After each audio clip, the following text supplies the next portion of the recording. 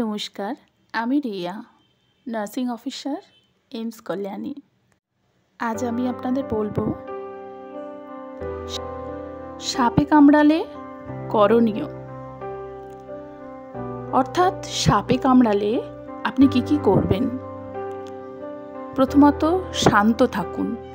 ভয় বা দৌড়ঝাঁপ করলে শরীরে বিষ দ্রুত ছড়িয়ে পড়ে। 2. আক্রান্ত অঙ্গ কম নড়াচড়া করান।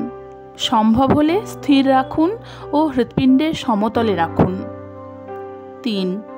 টাইট কিছু বাঁধবেন না, যেমন দড়ি বা কাপড় দিয়ে বাঁধলে রক্ত চলাচল বন্ধ হতে পারে এবং তা ভীষণ বিপজ্জনক। 4.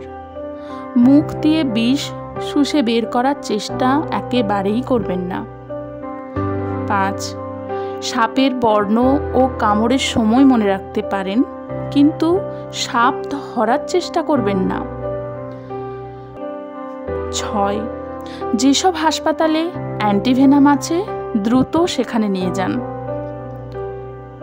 যেগুলো আপনারা করবেন না সেগুলো হলো বিষ শুষে নেওয়া বা কেটে রক্ত বের করার চেষ্টা করা, অকারণে দৌড়ঝাঁপ করা, ওঝা বা গুণিনের কাছে যাওয়া, এগুলো একেবারেই করবেন না।